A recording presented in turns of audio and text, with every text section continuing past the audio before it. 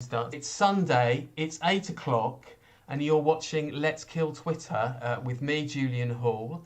This is the show that aims to detox your timeline with the art of conversation. It's a slightly hopeful mission, but luckily I don't do that alone. In a minute, we'll be introducing two fantastic guests. That's comedians Ian Stone and Dana Alexander. But as ever, I am joined by my also fantastic comedian and co-host, Sajeela Kershi. Hello, Sajeela. How are you? Hey, hello world. Hello world. Hello Julian. How are you? Yeah, I'm How are we okay. still I'm this Sunday? okay. It's beautiful. It's been a beautiful weekend. There's quite a lot in Oh, the it's been Twitter gorgeous mailbag today. this week, I think. There's a A lot. Twitter Yes, there's a lot to mailbag. get through. Make that a thing, a Twitter mailbag. Yes, And what I should I'm just say liking to that. everybody But no, watching is that if please obviously follow us at LKT Zoom, and if you want to track all the tweets that we had under discussion tonight, because we probably won't get around to all of them, they're all under our likes tab.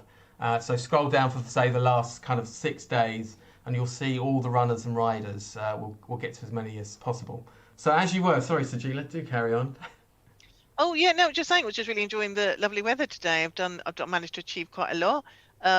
It's been a busy week, and there's been quite yeah, I want to get my teeth into the tonight because of the tweeting that's been happening last week, and also the activities leading to the tweets Mm. externally.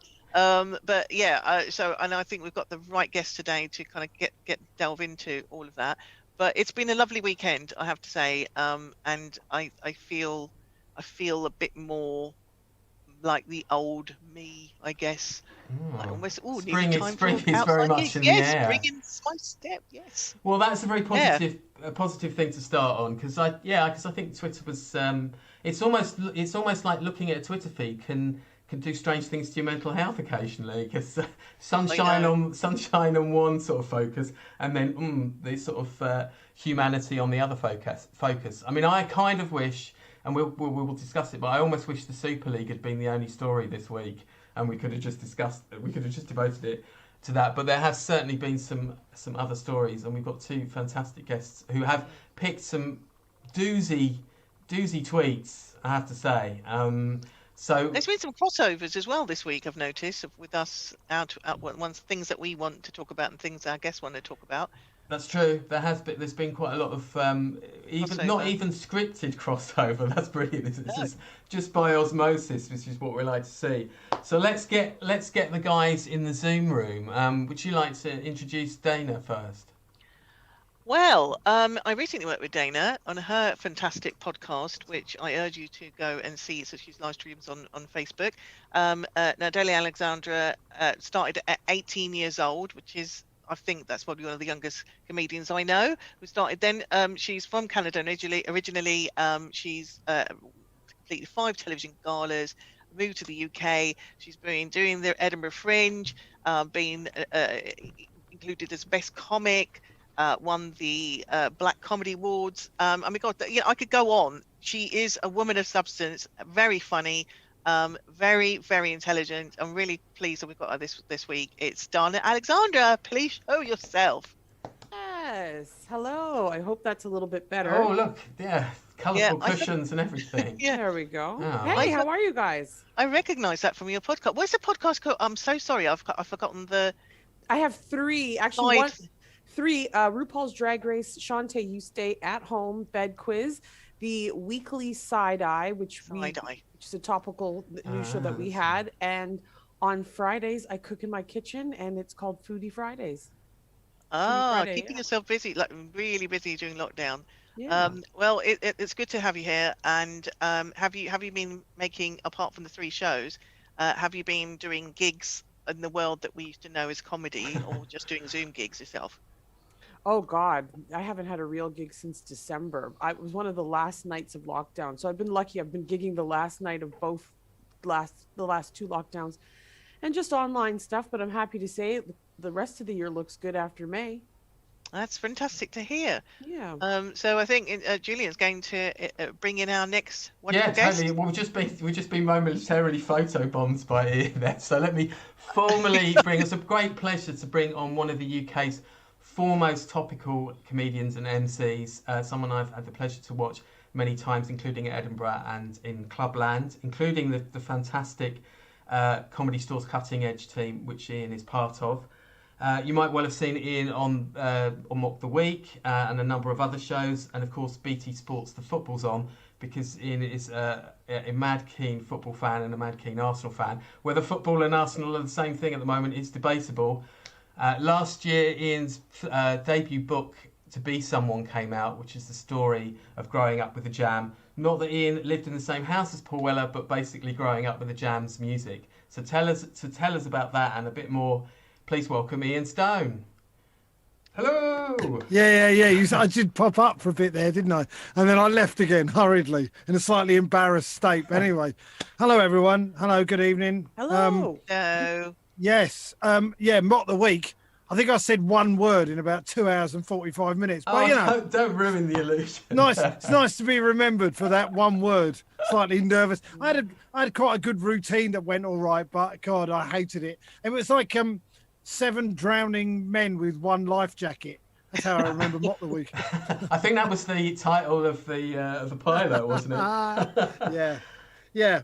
So, actually, can you just tell us a bit more about the book that you wrote? Because I did read that Paul Weller had actually lent a quote to it, and along the lines of basically, it's a useful reminder to how shit it was to grow up in the 1970s. That's what he said, Paul Weller. And this, I've got a copy here. I'm going to get it. There it is. Absolutely. That's my little book there, To Be Someone. It's a part autobiography, part social history, and part love letter to Paul Weller and the Jam. And it's got some cartoons by Phil Jupitus, who Phil actually knew Paul, because Phil used to open, when he was Porky the Poet, he used to open for the Style Council, so they knew each other. Wow. And Paul Weller read the book before it came out and gave me a quote saying, I really like this book. I'd forgotten how shit it was in the 70s. That was the first thing he said. He phoned me up. He went, Ian, it's Paul Weller. And I wanted to go, I know, but I didn't. I went, oh, hey, Paul. And then it's the first thing he said to me. I really like this book. I've forgotten how shit it was in the 70s. And I went, can I use that as a quote on the front cover? He said, of course. So, but you'd met him before, hadn't you? No. Oh, you hadn't? Well, I'd been a fan at gigs, and I'd sort of, hello, Paul, can I have your autograph? That sort of great gig, Paul, and all that. Loved the album, but I'd never had a proper conversation with him, and I had a bite to eat with him a few months after this. It's been a lovely extra little thing that I wasn't expecting from writing the book, but it's a nice little moment, So we asked Donna, can I just? Oh, go on. We need to have a little signal next time. Yeah. I think we just put our hands up. Yeah. I think I was just going to ask if Dana knows who the Style Council and Paul Weller I had are. the Jam CD. Hey, in the 90s, I used to hang out at this funky little book/cafe place. So I know all their hits. I had that same album with that little blue, white, and red target. Yeah. Well, to be fair, a lot of Jam stuff had the blue, white, and red target, but it's nice. It's nice, Dana. Do you not think they're quite an English band, though, to be honest? I listened to a lot of that kind of music growing up, the Smiths and stuff. I don't know what drew me to it. I guess my mom's British. I was always really fascinated with how British people can make pop music depressing. British people can make anything depressing, can't they? What was that? What that one line? And it wasn't the Jams. I was looking for a job, and then I found a job. I'm like, oh God, it's the Smiths. Heaven knows I'm miserable now. I often wonder if I shouldn't have sued Morrissey for the sort of lack of girlfriends in my teenage years. I mean, there is a court case waiting to happen, because you're delving into lyrics like that, then you don't have a positive outlook on life. Did you ever see Everyday Party People? 24-hour party. 24. You remember when they're all partying the cab or whatever? Then he just looks out the window and everything turns gray. Yeah, that was so funny to me. Yeah, welcome to Britain. Yeah, this is us. What I love about that is that it's obviously Steve Coogan playing the impresario Tony Wilson, and I think is it Peter Hook who said that it's basically the first biggest wanker in Manchester played by the second or something like that. Very funny. So funny. Very funny. Rude but funny. But I did Morrissey's makeup once, actually, weird fact.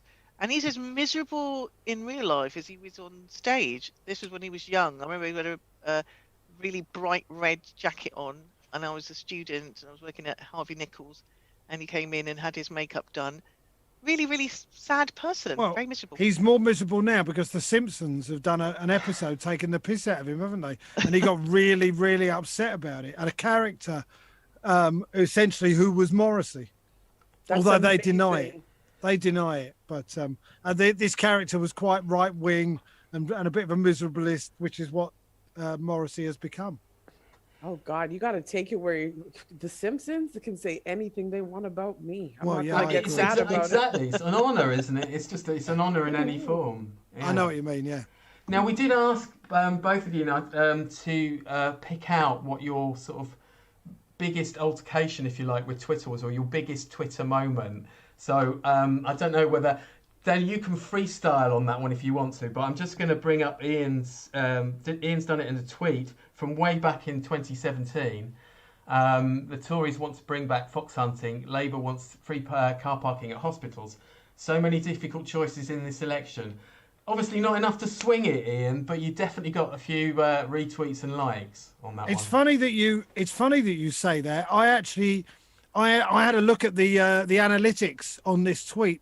There were 2.5 million impressions. In other words, 2.5 million times somebody went past this tweet, may have read it, didn't interact with it, but may have read it. I actually think this tweet had a bit of an effect at that election. Jeremy Corbyn did a lot better than he would have been expected to. And I think political slogans, you want something like this. The Tories want to bring back fox hunting. Labour wants free car parking at hospitals. It's a very, very, very concise political slogan. I mean, obviously, some people took it seriously. Obviously. Somebody tweeted to me saying, "Well, it's more complicated than that." And I thought, well, I know it is. I know. But my mum was in hospital at the time, and I had to pay for parking, as I always did. And I remember thinking, oh yeah, Jeremy Corbyn wants free car parking at hospitals. Came up with a gag, tweeted it, went to see my mum. When I came out an hour later, I'd had about 3,000 retweets. You know, and I thought, what happened there? It's just a gag. Not even that good a gag. I'll tell you this: they paid for parking at the hospital is what the hell happened to them, because my friend dropped her dad in and out to radiology. Cost her $50. She wasn't in there, and I just thought, wow. And then I remember when my ex's brother was dying, his mother was paying crazy amounts just to watch her son die, and it's just like, who does that? Who actually tries to profit off of people who are in so many cases trying to support someone who's clearly sick enough to be in a hospital? So that's what it is, I think. Well, I think it's the juxtaposition of the ideas as well, isn't it, really? And it obviously hit a nerve because it had 19,000 retweets and almost 30,000 likes. Telling you, it's because they paid for that parking. That's what it was. I think it's possibly the case, really. But that was my biggest Twitter moment, I suppose. I've had a few in the thousands with Arsenal and some very funny jokes that seem to have worked quite well, but nothing like that. That is good. It's good. I must admit, I'm always disappointed. I'm always fascinated by the metrics of how many, as you say, millions of people have seen that tweet, and then you get a certain ratio of that. And I'm always disappointed that when I look at the metrics for our tweets and I just see the millions that have seen our tweets and only getting 1 or 2 likes. What's going on? Well, anyway, yeah, we're not cool enough. We're not with the cool kids. Like Ian's a cool kid. But do you remember what time this is?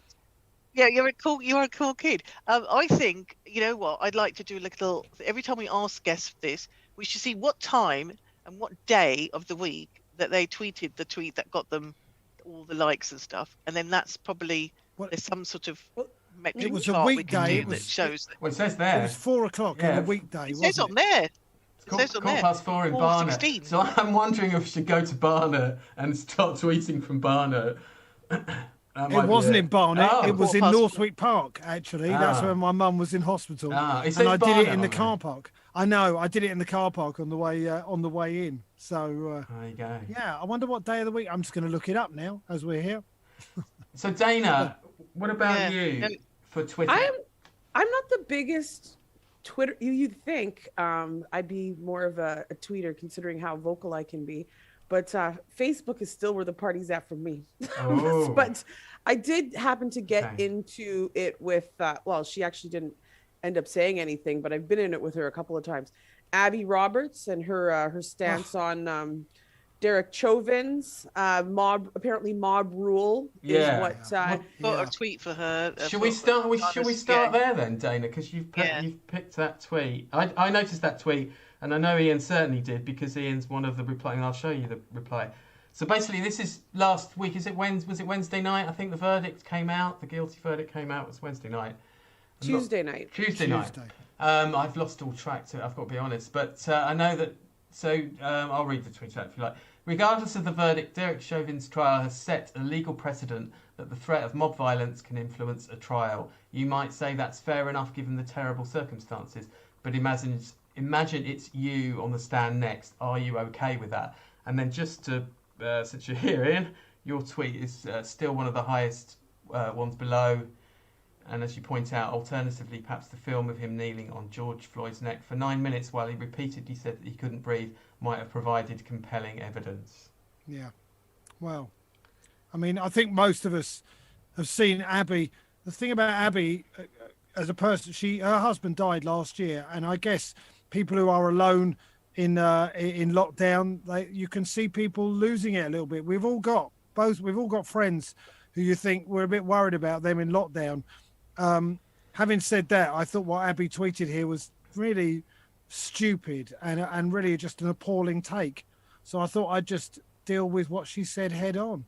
I don't know what you felt, Dana. I mean, I wrote back. I'm like, well, why don't you get into the streets with your knee and your hate speech untested theory, girl? Yeah. I don't know what to tell you. It's getting ridiculous. I think I'm a little bit. I mean, I wish I could if I were to ever behave like that online, the last thing anybody would be looking for is a reason. They'd just be like, that bitch is crazy. That's the end of it. I'm trying to figure out I'm trying to have compassion, but I'm just like, you know what? I'm tired of it because at the end of the day, she has a massive platform and she's spreading misinformation. Do you know what I mean? And it's just like that Piers Morgan nonsense with Meghan Markle. Okay, sure, he didn't come out and say the N-word, but he did fan the flames of the people who do have a problem with her. Do you know what I mean? When those dog whistles go out, and because these people like to rally together, what she's doing is unsafe, and I don't think a lot of people don't understand the actual consequences. Oh, it's just freedom of speech. It's like, it's like words lead to deed. Dana, do you think, sorry, Sajeela, do you mind if I... Sorry. No, please do it.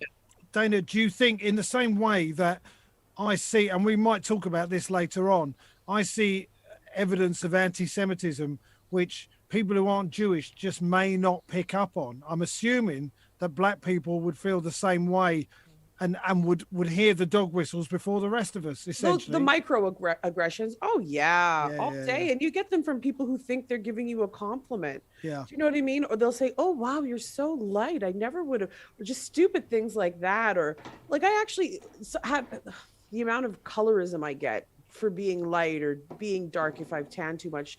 And people think like, oh, it's so good. You're not so, it's constant. To me, it's so obvious, but people can't see it. It's been so normalized. You know what I mean? I think it's an interesting one because I had a lot of comedians send me this, you know what comedians are like. So we haven't got car journeys back home. So now we're just like sending each other stuff on WhatsApp. And, knowing Abby, being friends with her in the past, I was really shocked by this. And it's not, and it's one of the arguments that's been going up on the stream of the thread. That it's freedom of speech. It isn't free. Yes, you've got your freedom of speech, but it's also our freedom then just respond and say, well, we think this is pretty nasty what you're saying. And, especially this last week, I have been livid when it comes to issues around racism because there's been so much of it, and I'll have to big up people who called out the racism at Amnesty International, ex-colleagues who good on them for doing that, and we do need to call it out. And as fellow comedians, friends, just people who are not of color, people who aren't Jewish, people who aren't Muslim, they need to call this shit out, and it can't just be on us. And Dana, I know you must be in a similar position where you kind of you call out what you can, but you can't go around every single day. But before I even get into London, I will have experienced 3 or 4 microaggressions on the route. Oh, and that is a reality for people of color. They had a show in Toronto. This made me absolutely crazy. It was called White Guys Matter. I said, wow, you're really doing this. And you guys are all rallying behind these guys. Of course, they were all sorry when, George Floyd came up. And then I'm like, do you remember when these guys did that? And you were all sitting there supporting them. I think I got into a fight with, I don't know, 23 colleagues on Facebook, and probably 15 won't talk to me, but I got some good jokes. Daryl Mack, spelt with 3 Ks. He did not like that. I don't know who that is, but it's a funny joke, whoever it is. I mean, there's quite a few tweets that we picked out that have been around this sort of stuff, haven't we? Well, that's just it. I mean, yeah, thanks, Ian. I was just thinking the same thing. You obviously mentioned anti-Semitism. Now, one of the tweets that came from yesterday's anti-lockdown march, if I may have just gone past it actually, was picked up by was tweeted out by David Baddiel. He got the photo. I think somebody else sent in the photo. Basically, it's this woman who's involved in the anti-lockdown march who's got the yellow star chain around her neck, obviously that was used in the concentration camps. She wasn't the only person on that march to be caught wearing that. I mean, it's just like, again, it's so low. It's just such a kind of, it's almost sort of like, can't find the words to sort of plumb the depth of the moronic. Moronic is the word you're looking for. It's utterly moronic, but. You don't have to be Jewish either to understand that this is wrong. That's what makes me angry. It's like, oh, we don't know. No. We all know this is wrong. And in fact, it's both the tweet that I think all of us picked this one out, didn't we? Yeah, almost all. I think everyone picked this one out. Yeah, I saw it, and like everyone else, I just thought, oh my God. I actually, my first thought really was, the education system in this country needs to improve. Oh God, yeah. Did she wear shackles on her wrists as well? Like, what? Yeah. Are they shackles? I thought it was just beads. No, I said, would she? Would she? Oh, would she? Yeah. I imagine she would. But at the end of the day, she's not going to go back to a 200-person dormitory with room for 40 people. She's going to go back to her house and have a glass of wine and think she's been fighting for freedom. And I think this sense of entitlement. I mean, like I say, there is obviously the anti-Semitism of it, but it's more the sense of entitlement of those people on the march yesterday. It's sort of like, well, we hate what's going on, and you think, well, what do you think? We like it? We're not enjoying it any more than you. We just understand that this is what you need to do, and don't go conflating the freedoms you've had taken away, that you can't go and sit inside a restaurant, with being rounded up and taken to a concentration camp and gassed to death. You moron! I did actually have a little moment when I thought, would it be the right thing if I saw her to pin her up against the wall and grab the star and take it off her? I imagine it would be a bit much, really, but that's certainly how I would feel if I saw it. I would cuss her out for sure.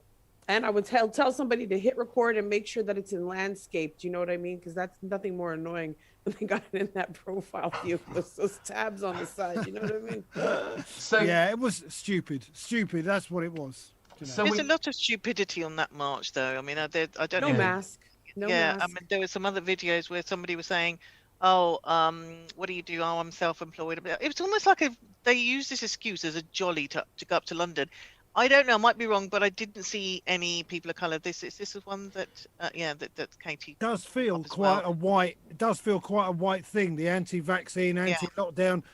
I mean, the Black and Asian community have their own issues with vaccines, don't they? In terms of take-up. But I have a plan. Do you? Yes, I do. I'm going to get vaccinated with a white friend. And then right before they're about to prick us, I'm like, give me hers. Yeah, but it's the fear and the suspicion, and that they're going to treat, that they're going to inject, because you are a person of colour, because you're Asian, because you're Black, they're going to inject you with something. Really? It is that mistrust. Why? I think there's a lot of mistrust. There's a history of it and a legacy of it. Yeah, no, I get that, but we're not. That's then. This is now. What are they? I mean, really, I just think people are a little bit more covert about it nowadays. If you ask me, I don't trust anybody. I mean, I just don't. I'll take the vaccine, but there is a certain, when it comes to medical negligence. that whole thing about, a lot of medical professionals thinking that Black people feel less pain. When you complain about your symptoms, you're not taken as seriously. Do you know, which goes to, of course, you've seen that that's true. statistic with, the 4 times more likely to die in childbirth. So you look at these things, and these racism, like, I mean, it's permeates every. Do you know what I mean? Okay. I mean, I do accept that. I don't know. This feels like such a unique moment, if you know what I mean. But we're all giving up so many freedoms for so long. And I think there is a difference. There are those who marched, and like I say, it is, from what I could see, a mainly white kind of sea, a tsunami of white angry people, to those who, it's not to do with culture necessarily. It's just that they are suspicious. They're going to experiment. I've had family members saying they're going to experiment on me because we've had family members who've just died and there's been no explanation. There's been no accountability for things that have gone wrong. And so I actually love the NHS, can I just say? And if it wasn't for them for the last 2 years, I wouldn't have got all the treatment and the care that I've had. But at the same time, if I get I've also had to pull up, let's just say, the more middle class doctors who won't even look me in the eye, won't even look at who I am, don't get my name right. I'm sorry, Dana. I got your name Dana. wrong. But yeah, Dana. Jesus fucking Christ, I even do it there. I'm a racist. I've got to go. But the point is, I can see if you are fearful, I can see, but that's no excuse. They should get it. And that's why I'm really open about, yes, I've had my vaccine. It's really important. Get the vaccine, save your life. But it's very different to then going out on the streets and marching and saying that your freedoms have been taken away. You're right. It is. And you entitled little fucks. And I'm sorry, I can't even control myself with some of the stupidity that I saw yesterday. How can you come in when you see someone like India or Brazil who are really, really, where the numbers are so up, that this is some kind of world conspiracy, that you're COVID deniers? What else is really, really interesting is when COVID, obviously Wuhan, that's where it began. That's, everybody understands that. The racism they were just giving to anybody who looked like they could be from that side of the planet. I think a kid from Singapore got jumped, right? And then Italy had that massive breakout and they had the exact opposite reaction. Everybody was stocking up on pasta. It was so weird to me. They were and stuff from Italy. I live right next to an Italian shop. You should have seen people stocking up on pasta. I'm like, wow, you don't want to eat Asian food, but when Italy gets it, you need all the pasta you can. What is that? So let's sticking slightly on the look. So I put the tweet up from Katie Brown, which basically was echoing what Ian was saying as a moment ago. That's been on screen for a long time. This is one from Suze Kempner, who's pointing out people are allowed outside, nobody's stopping them. Pubs and restaurants fully open. Go out, grow the fuck up, and watch something on Netflix. But Ian, you chose a tweet which sort of frames this in an interesting way for me, in the sense, if I can find it. Which is Emma. Which is Emma's tweet, which has a more kind of so Emma Kenny, short and sweet. Basically tweeting. So Emma Kenny, I don't know, she's on this morning. She's the Agony aunt. I didn't realise that. Yeah, she's very anti-lockdown. Very anti-lockdown. I follow her because I think it's good to follow people who you disagree with, even though it is a little bit triggering on occasion, but I mute them for a while if they're pissing me off too much. But that's what she said. Wow, just looking at the scenes in central London, must be 1 million people there. Well, no, there wasn't. No matter what your personal views may be, clearly people need to be heard. Well, I'm not sure I agree with the last sentence. And I could do without the kiss as well at the end. You don't need to kiss me. You're bringing me bad news. But 2,000 retweets. There are quite a lot of people who seem to feel this way, and I don't know.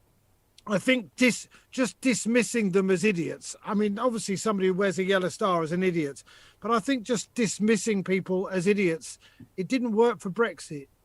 Did it? No. So I'm not sure it's a good idea to do it here. So I would engage with Emma once in a while, but in general, then it gets hard because you're talking to an idiot. Well, This is, you see, this is really interesting to me because in the thought process leading up to this, first of all, it's a very interesting tweet, Ian, because you've obviously, she's trying to put a case where people need to be heard, and there is an argument for that. You've mentioned Brexit, and I'm sort of thinking, I remember people after Brexit saying, well, look, we've got to forgive the people that didn't vote your way after Brexit. And then the next issue comes up, and then we've got to say, but well, you've got to forgive the people who thought a different way about, lockdown or COVID or whatever. And it is going to get to the point where there is literally, in the Venn diagram, there is nobody left that you can trust or want to forgive.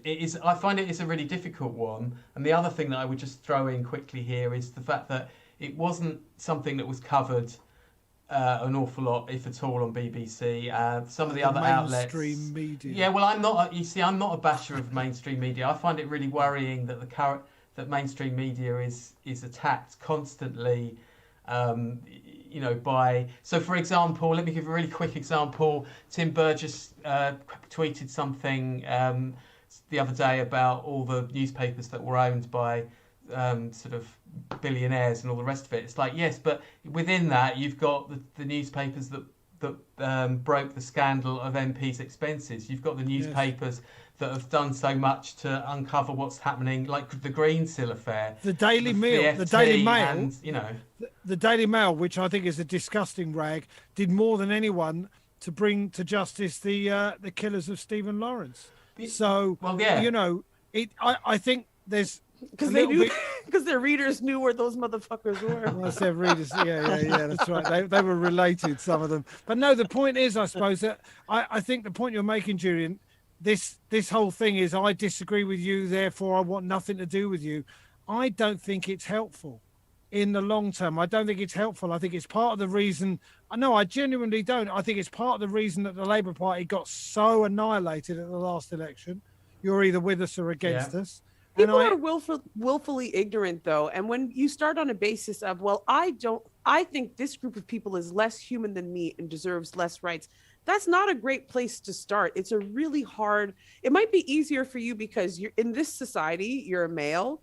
Do you know what I mean? You're white. I know you're Jewish, so that comes with other things. But, when you have to argue for your own humanity, there's a point where it's like, this person just does not think I am as human as they are. And it's a really hard part to start at. I agree with you there, Dana. Yeah, I see that is the case. And yeah, maybe it is easy for me as a white man, albeit a Jewish one, but as a white man to live in this society and brush things off a little bit. But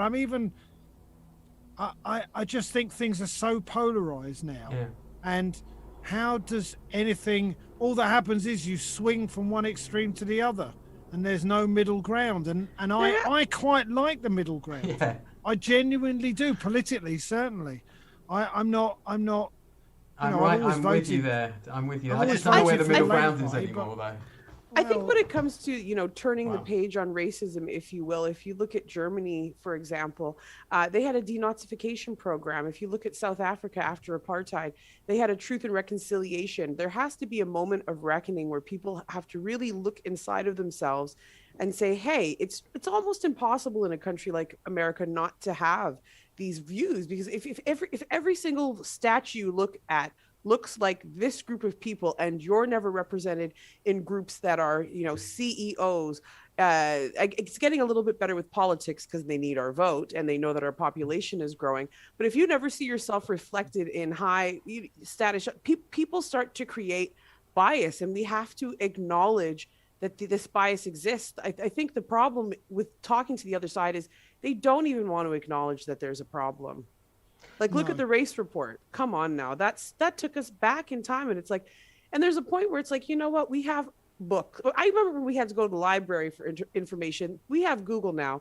If people are truly interested in, repairing themselves or learning about their own bias and bigotry, then there's so many books and articles and videos for them and lectures for them to learn from. But the problem is that so many are willfully ignorant and they don't want to acknowledge that there's a problem at all.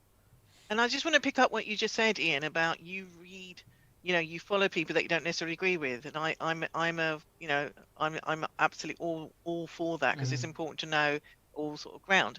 But I also want to say that you compared it to Brexit. The Brexit vote. The Brexit vote was, that is our voting system. That's our right. But when it comes to people's health, we have to sort of take on board what scientists are saying. And these people are actually marching, quoting Suze Kempner, we're already going to have lockdown end. So you are marching for something we're already going to get. Yeah.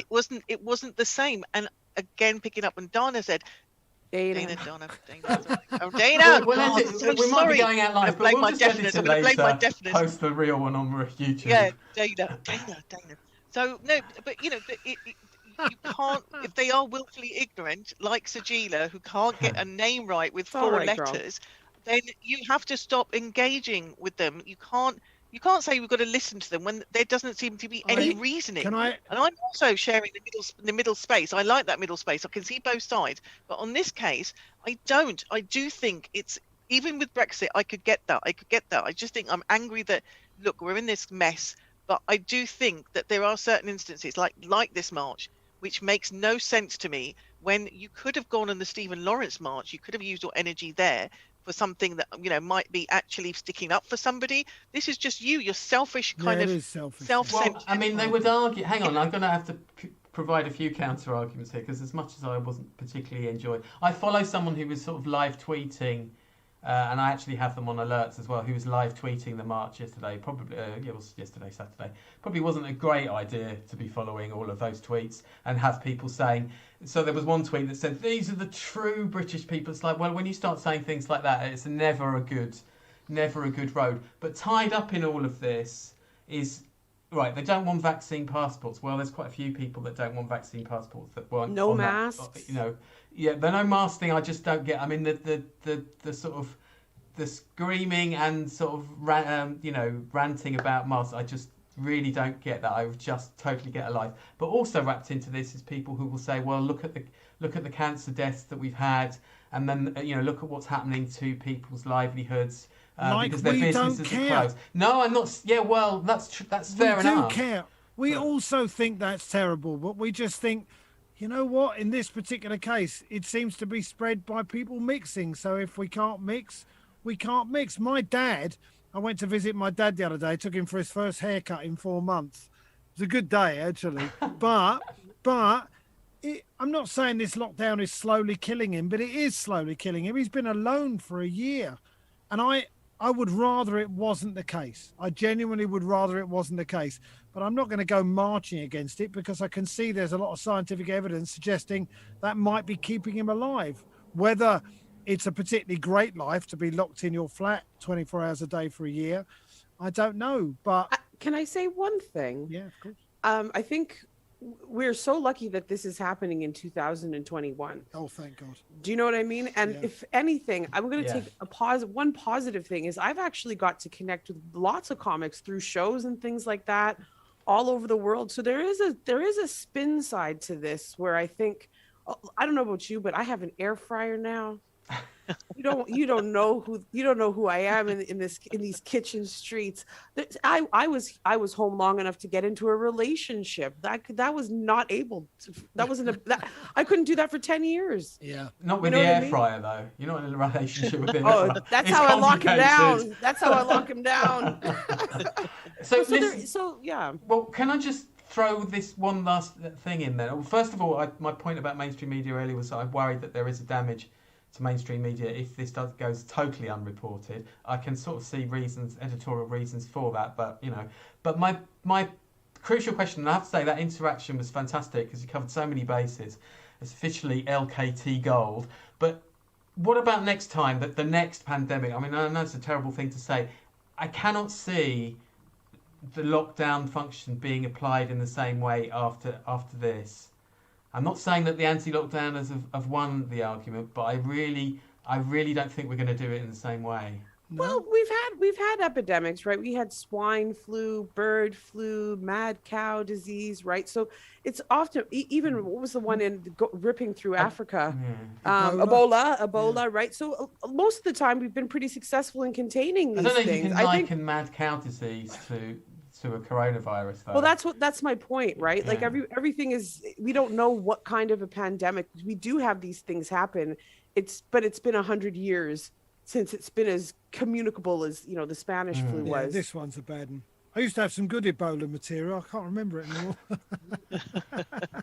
It's been so long since I gigged. You know, when people come up to you once in a while, go, "Oh, I really like that stuff you used to do," and you go, "What stuff?" And they tell you, and you go, "Oh, that's quite funny, that." But anyway, you should change your Ebola just to just it could be, you could bring it back now. It could be coronavirus now, couldn't it? It was like Iraq War 1 material could be used in Iraq War 2, couldn't it? Yeah, that's true, actually. Or indeed any war in the Middle East. Yeah, you're right. Okay, I feel another topic coming on. Oh, yes. Let's do something cheerful. Well, I think this is comparatively more cheerful. I'm going to have to go with the Super League tweets. And actually, we could start with... Dana, can I apologise at this point for this? But I know you don't really follow football, as far as I understand. You mean soccer? Yeah. Well, exactly. That's the point I'm making, really. Yeah, me neither. I mean, the reason... we won't spend too long on it, but it was threatening to be the biggest story of last week. Obviously, other things that I think have eclipsed it, and also the fact that the Super League itself didn't end up occurring. Ian, just talk us through Ian Wright's tweet here, and then I might just share a couple of other tweets on the subject as well. All right. Well, you know me, that I am connected with Arsenal, or at least with football. I broadcast about it. I talk about it. I go and watch it as well. I've been brought up on it since I was a little kid, and Arsenal's my team. And when they decided to put a Super League together, Arsenal were one of the 12 teams that qualified for the Super League by dint of having more money than other teams. And Arsenal fans absolutely hated the idea. Every Arsenal fan, including ex-players like Ian Wright. That tweet there, and other tweets that Ian Wright did about Arsenal and how he's ashamed of Arsenal, basically means that he won't work as an ambassador for the club. So that tells you how strongly he felt about what happened. But essentially, it was taking away the competitive element that we love in our football, and just making it into 12 gigantic teams, like a gigantic football circus that would travel the world. Manchester United would play Real Madrid in Beijing in front of 100,000 Chinese people waving flags and dropping 100 quid in the club shop. So that's what the owners of the big clubs wanted. And football fans like myself, we're called legacy fans. We're ones who would go home and away and have been going for years, said, we don't want this. And I ended up going to we were talking about the demonstration, the anti-lockdown. I went to the Arsenal demonstration outside the Emirates Stadium on Tuesday and had a really good time there, to be honest. It was very good nature, and we sang some socially songs. Distanced, I assume. No, not socially distanced at all. But I didn't get into the main throng. I just filmed a little bit and sang a little bit, and you know what? I've missed that community. I genuinely have. We all have our little communities, and we've become more aware of how much we need them during lockdown. And, you know, Arsenal and the fans and my friends who I used to meet before games, that was my little community as well, and I've missed them. So it was, honestly, it was a really nice thing to go down there for an hour and just express our upset at these voracious vulture American owners and what they're trying to do to our game. And one more thing, I genuinely believe that what happened with the Super League in those 2 days was a working class uprising. It was essentially a socialist revolution of working class, mainly men, obviously.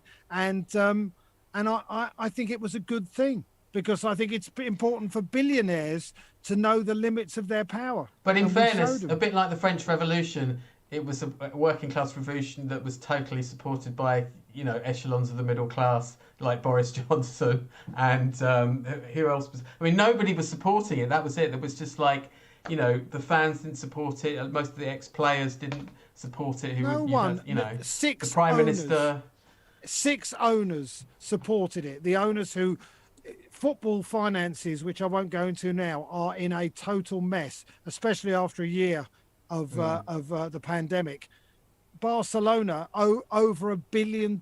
That's their debt. That's what I was thinking. They just got greedy, and when it comes to greed, bring in the Americans. Well, they wanted to have all the Russians. Yeah, all the Russians. Listen, football has already got Chinese. appalling oligarchs and nation states with with dodgy human rights records who own various clubs, but this was anti-competitive, and it's our culture. These are our clubs, and you can't take them away from us. So I demonstrated because I felt quite strongly about the whole thing. And Ian Wright, who is an Arsenal legend, also felt strongly about it, and I was pleased with the way things went. So, guys, did it impact on how much of this did you notice? Because, I mean, one thing it was good for was for comedy. So you've got a couple of takes here. Laura Claxton, who's been on this show before with her very funny tweets, was the European Super League an apprentice task? Because obviously it didn't succeed and didn't last for very long. You've got James McManus, who I think is head of social at BT Sport, and he used a clip from Would I Lie to You? Bob Mortimer. I once created a European Super League, but screwed up the launch so badly it collapsed within 2 days after all 12 teams withdrew from it. Because you just couldn't make it up, essentially. Nothing surprises me when it comes to green and money. That's all I got to say. No, it is about money, really. And they are greedy. It's true. But it's nice to know that they can't do anything they want to do, even though they're billionaires, isn't it? Just prepare yourself for when they try again. Oh, they will try again, but we'll stop them again. Good. Why would we not stop them again? This was an idea that was mooted I do remember seeing this idea mooted a while ago. But Ian, I've got the $6 million or more question for me is that surely, the boot has been put into football years ago in terms of money. And I was saying before we started how I was a West Ham supporter, but after we lost Defoe, Carrick and all the rest of it, it just fell apart for me because I'd been used to a team that could get yo-yo from the first and second divisions as they used to be, and they would retain all their players the next season. The crazy gang, but not the actual crazy gang. It's different now. It's different now. It's less equitable than it used to be. But Leicester City, as even I'm sure Sajeela and Dana know, Leicester City won the Premier League 5 years ago in the most unlikely sporting triumph that's probably ever happened. I have the poster on my wall. Do you have? Really? I don't know about Leicester City. No, but it does. Sport should be a level playing field. Now, it isn't really a level playing field because some of these clubs are much richer than others. But the big guy or woman can still beat the little guy or woman, right? And that's how it should be. But this was locking in privilege, and surely in these times when we want more equality, that's the wrong way to go. And we'll see the revision soon enough, I'm sure. Yes, we will. Yes, we will. Are you quite cynical generally, Dana? I just don't trust trust rich people. I don't trust rich people at all. Sorry. No. Well, what about people who become? Why?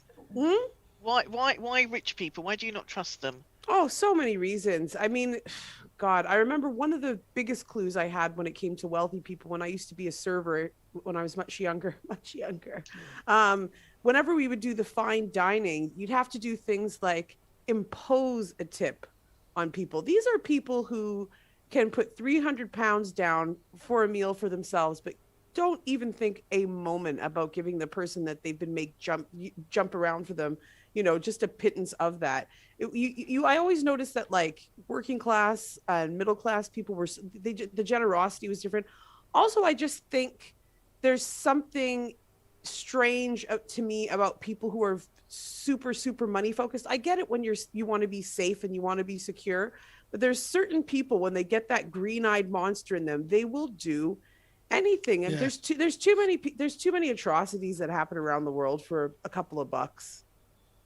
But I mean, wealth is, richness. Do you mean people have an attitude that is more posh rather than rich? Because anyone can be rich. There's an element of exclusivity. Do you know what I mean? There are people who are incredibly wealthy that don't necessarily carry that. But I do think a lot of the time they're very out of touch with reality when it comes to actual social issues and people.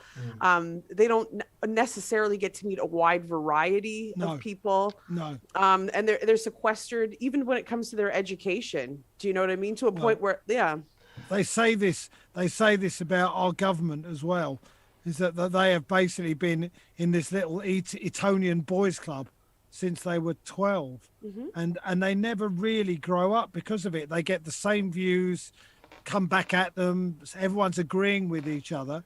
And I think the same goes for billionaires, which is why the owners of those football clubs made such a terrible error, because none of them ever mix with normal people and find out what normal people want. And at what point is enough enough? Like, the other thing I don't understand about wealthy people is wealthy people who steal.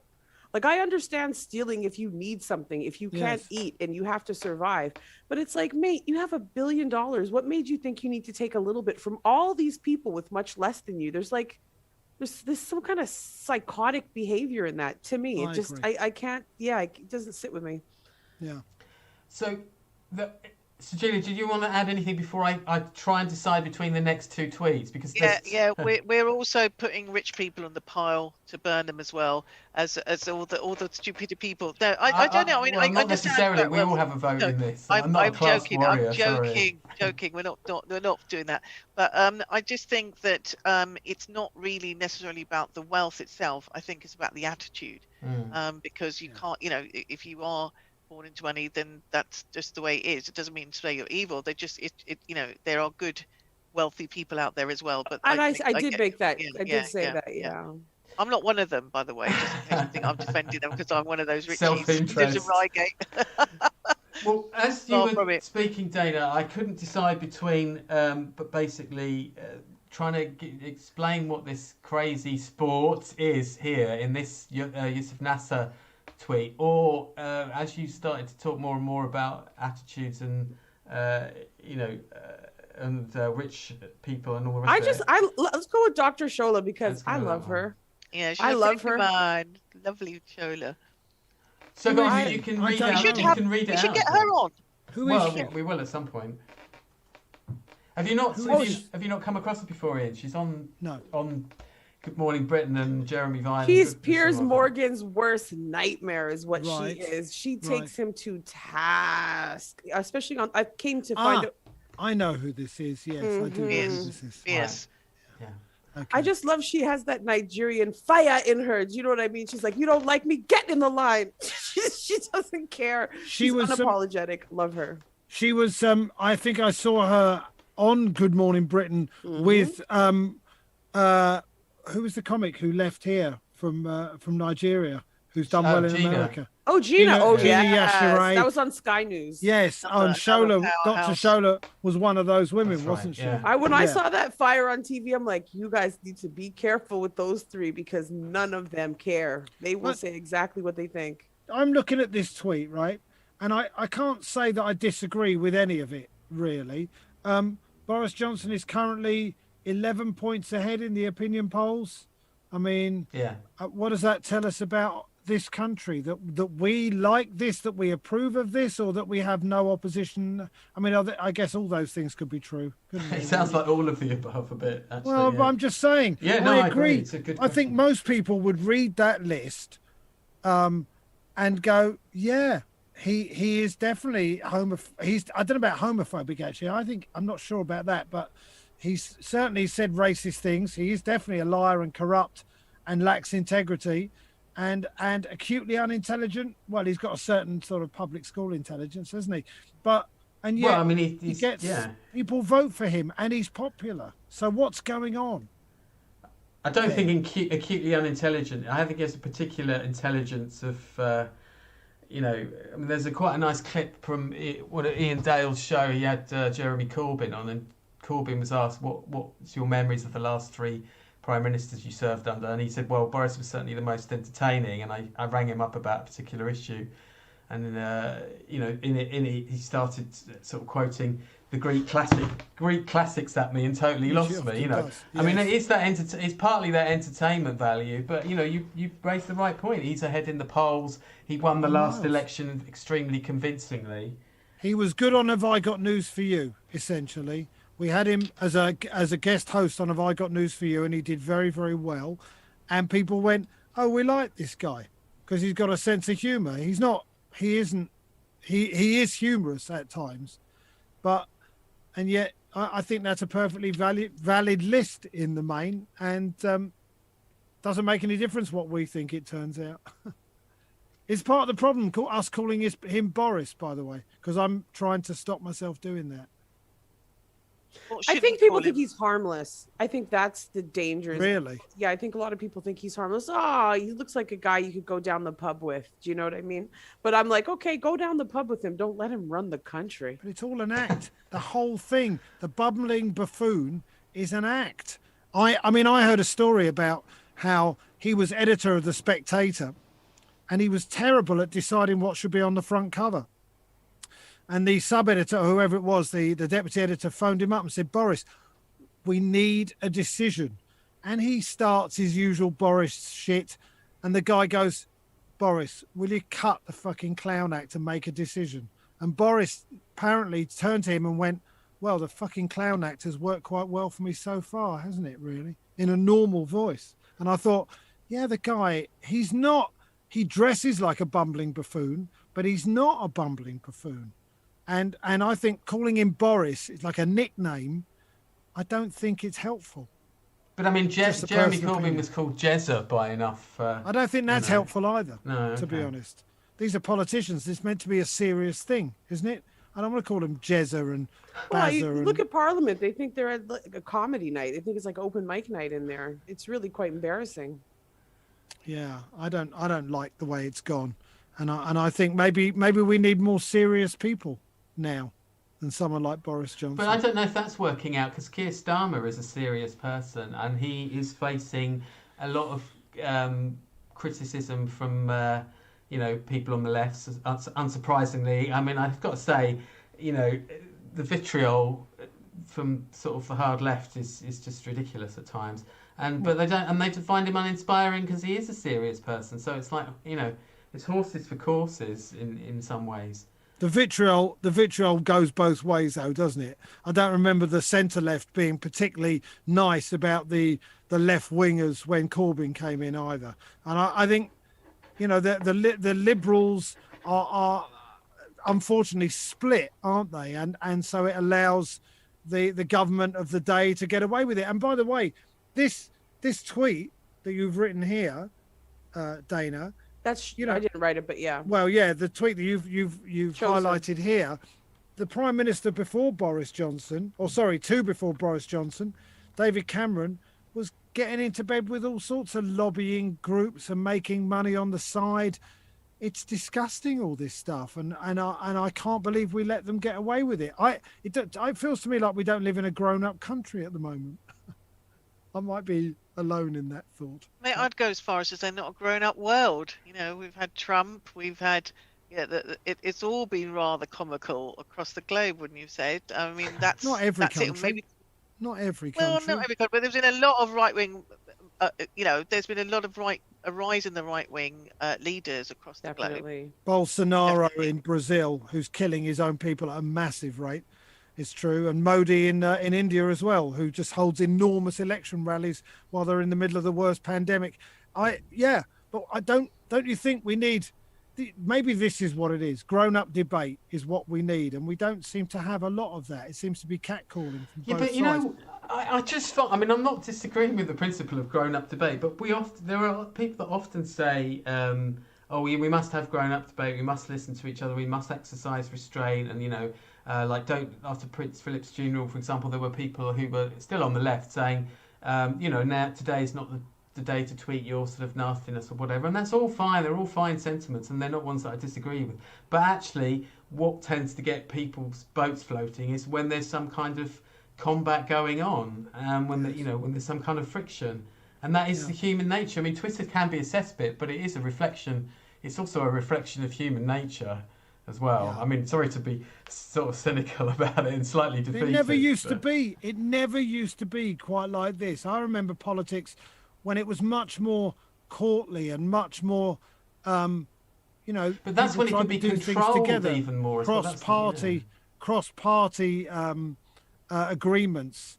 You don't seem to get that anymore. It still happens. It's just that we don't talk about it. There are still cross-party things going on, but anything that's not sexy in terms of doesn't sell papers. In terms of the legislation goes through. You're right, Dana. It doesn't sell papers. When you get TV shows, they want people with diametrically opposed views, don't they? So that they want to fight. Yeah, they want people to fight. Yeah, I know. Well, that's why Piers Morgan is doing so well. He is doing well. Yeah. Right, let's change the tempo slightly and just go. I was going to say we should go to another tweet. Let's go for something about music somewhere. I thought, this is a fun one. What is going on here, Dana? Sorry, I have no idea what this is. So it looks like there's this kid in the center who is dressed up as a Yeti. Can you see him? Yeah, I can. And everybody's going in for him. So all these kids are dressed as their favorite superheroes. We have a lot of Spider-Mans. Looks like we have a Jedi in the middle, just like some nerds getting together, just having a good old time, hitting each other with some pool noodles. That made me smile. Very strange, isn't it? I mean, it might well, sorry to bring it back to this, but it might well be to do with the Super League, because Josh Kroenke is the son of the owner of Arsenal. So it's possibly about that. Oh, okay. Right, well, possibly. I don't know. Well, I saw this one. I think people are it's also a tweet that's going around, and people are starting to relate it to other things. It seems the Josh fight. Right. Okay. Yeah. Well, nice to see people having fun, isn't it? Really? And obviously, if all of those things are 2 meters long, it can be perfectly socially distanced as well. Yeah. But lot of no masks I see there. But it's outdoors. Actually, it's outdoors. Yeah, it is outdoors. Fair enough. But they're going back to the mask thing on the bus. Going on the bus. Can you believe it? There was somebody bring the tweet about the buses. If you're 30 years old, or maybe I saw it and I didn't include it in the mix. But going on the buses, if you don't wear a mask or anywhere else in like supermarkets and stuff, they're making announcements that don't have a go at them. They may just have medical reasons. And then I see a bunch of like youths get onto the bus who don't have the masks, and I'm thinking, is there medical reasons? So I think you're going full circle with what you said. I think we're going forward. I think it's going to be hard to enforce any more lockdowns, but just tapping into what you said before, because it's remembering that people forget the march yesterday, people generally are not wearing masks on buses and trains and all sorts of things right now. Last train I went on, most people were masked up. Most of them were.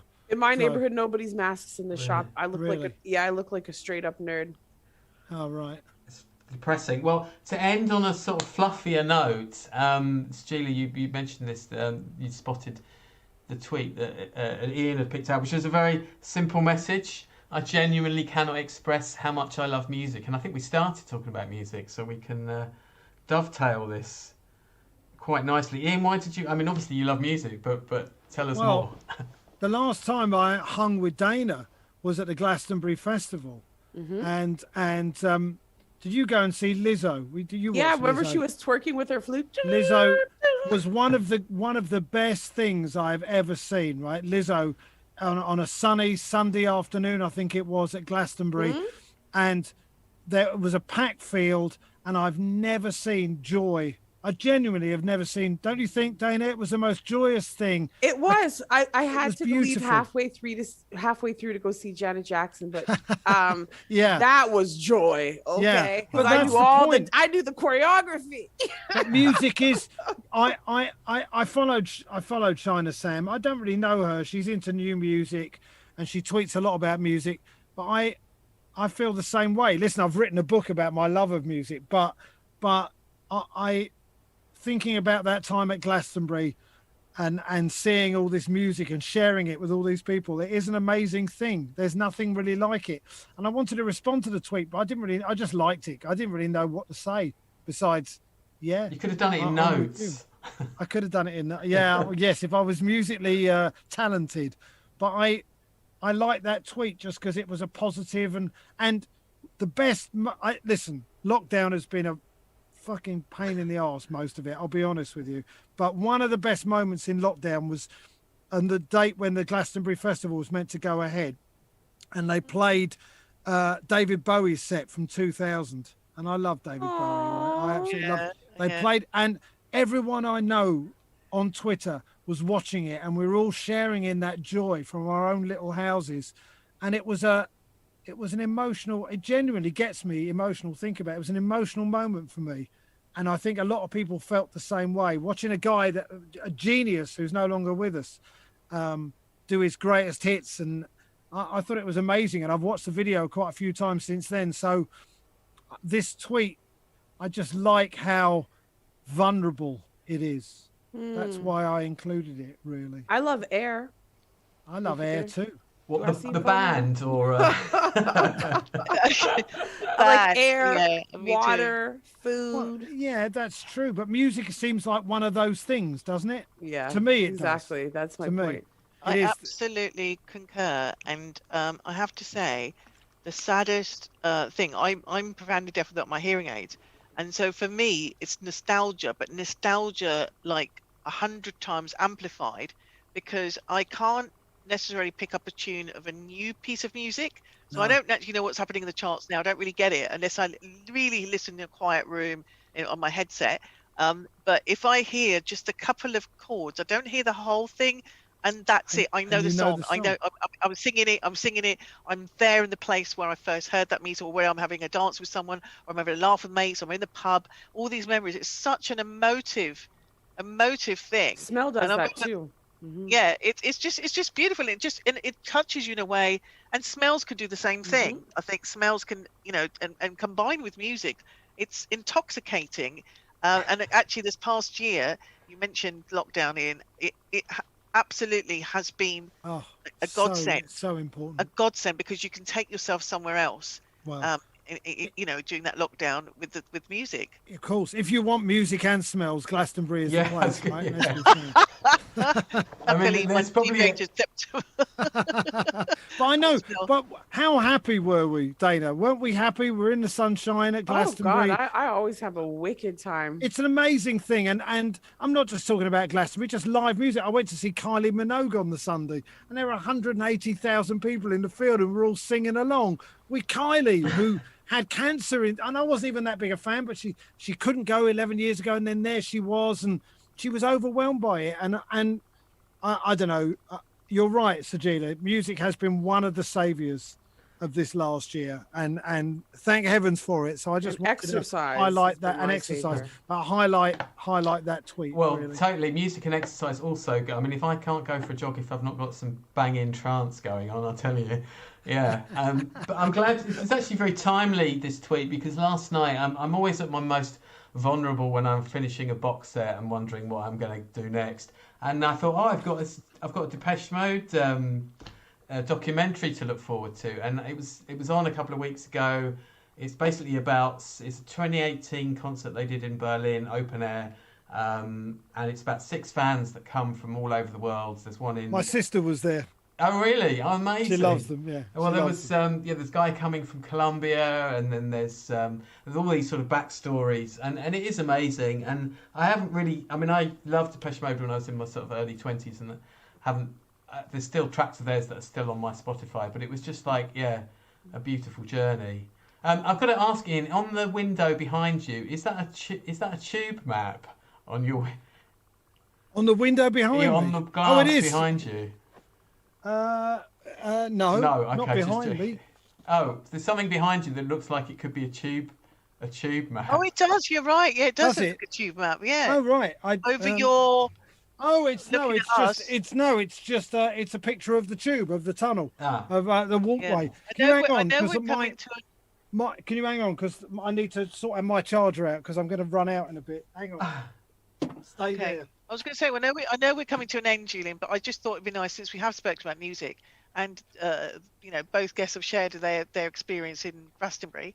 If there is an iconic musical moment that you've watched over the past year that has got you, I mean, would you stick with? Okay, are you back with us? Ian? Yes, I'm here. Okay. Oh yes. Yeah. Would you say it was David Bowie? What would you say that was that iconic moment in music that you've seen in the past year that's made your heart ache? Oh, I think that would have been the one. I also watched a Dave Grohl documentary, and they showed a video of 1,500 people in Italy, musicians, who all played a song by his band, whose name escapes me briefly.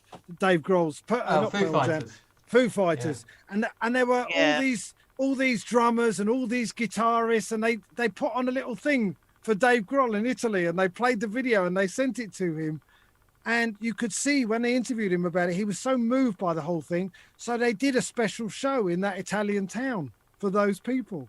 And it's that's funny. I mean, I love being a comedian, right? I genuinely love it, and I've missed it terribly, but if you said to me, "Oh, you could be a rock star once," I think I'd go for that. To be honest with you, it just looks so much. All be rock stars. Well, yeah, and listen, being a comedian is okay. Don't get me wrong, I absolutely love it. But and they do say that all rock stars want to be comedians as well. I thought it was the other way round. I thought it was. I think it works both ways. I think it works both ways. But yeah, live music. That David Bowie thing really got me. It really did get me. And when you see him do Heroes, that is quite a moving moment. I think. Of my favourites. Yeah, it's a great Dana, song. What about you? Was there an iconic moment last year that you watched on TV, a past musician, one that's gone? Or I'm so strange because I don't really watch TV, but I did think it was really funny how when the Italians went into lockdown, they started singing off their balconies. That was hilarious to me. Yeah, it was cool. The Chinese are sitting there planting potatoes. You know what I mean? It's true, they were. It was nice, that wasn't it? Mm. Yeah.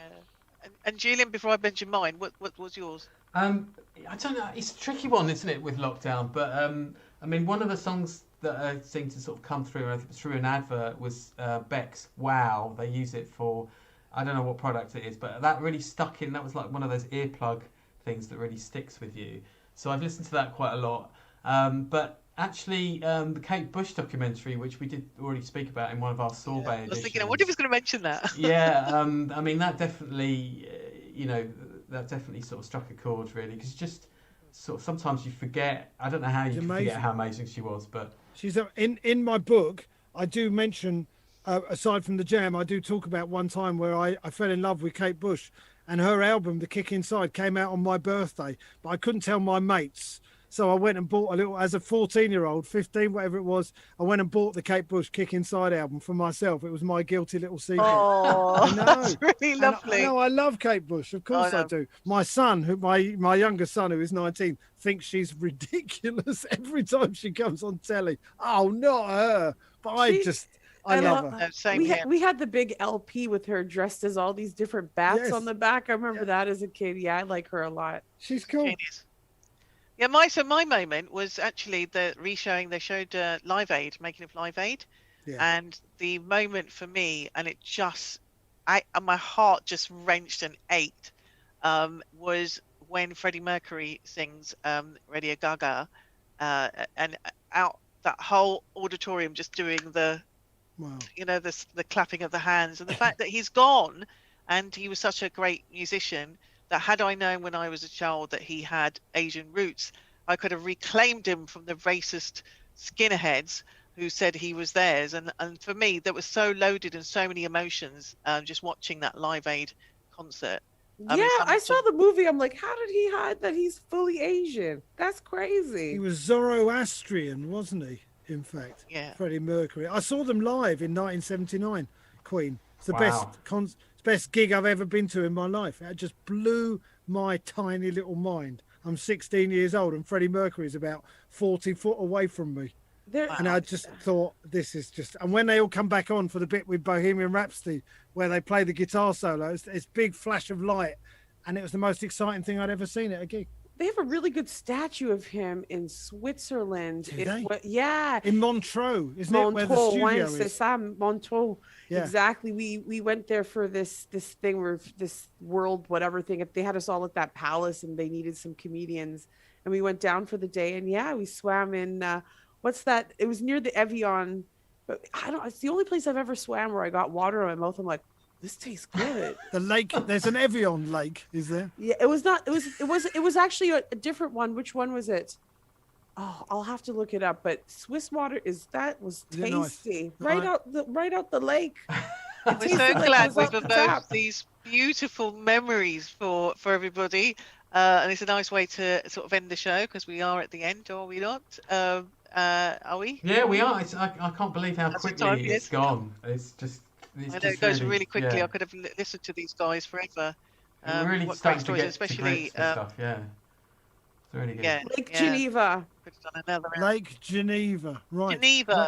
Geneva, where the biggest tourist attraction is a jet of water. That's how boring Switzerland is. The Jet d'Eau. You can go and stand and look at it and go, all right, it's a jet of water. Is it like Geneva? And I'm trying to think if that's even one because we were quite far. Was it near Lausanne? I'm mixed up now. It's been years.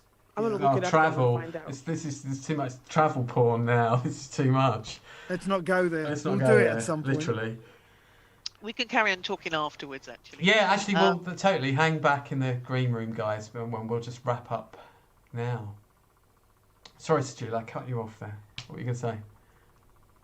Do you want me to wrap up? I was going to say, wrap it up because you're going to tell me about the price of coffee. Well, totally, yeah.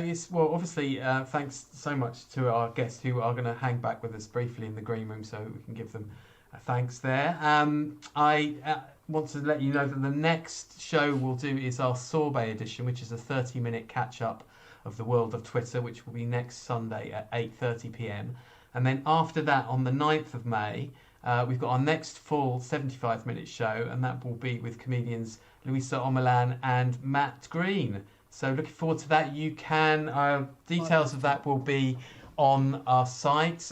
Various details are scrolling above me on our ticker, which our guests cannot see, but it's courtesy of OBS. There's a lovely ticker with all the things that you need to get into the event Zoom room with Eventbrite, or the details to how to watch us on streams. Obviously, please do follow us at LKT Zoom. And also, the really high-tech bit that I like to do, you can also donate to us at Buy Me a Coffee's website. Just go to buymeacoffee.com, #Let's Kill Twitter. And please do follow our guests for Dana, comedian Dana, so comedian and D-A-N-A at the end, and of course Ian D. Stone at Ian D. Stone. Do follow him. And would you want to just plug your wares before we go quickly? Any gigs coming up, Dana? Yeah, you can always check me out Monday, Wednesday, and Friday. Like I said, I have the RuPaul's Drag Race Shantae You Stay at Home quiz finale, which is tomorrow, and then we're done for the season. Then on Wednesday, we have the weekly side-eye. This week it is the Karen edition. And on Friday, I will be making Peruvian roast chicken with us, green sauce and yuca fries. Sounds good. And Ian, of course. Well, yeah, buy the book. I'd love you to buy the book, To Be Someone. Available in all good bookshops, which are open. It's actually coming out in paperback soon, but you know, there's still a few hardbacks left.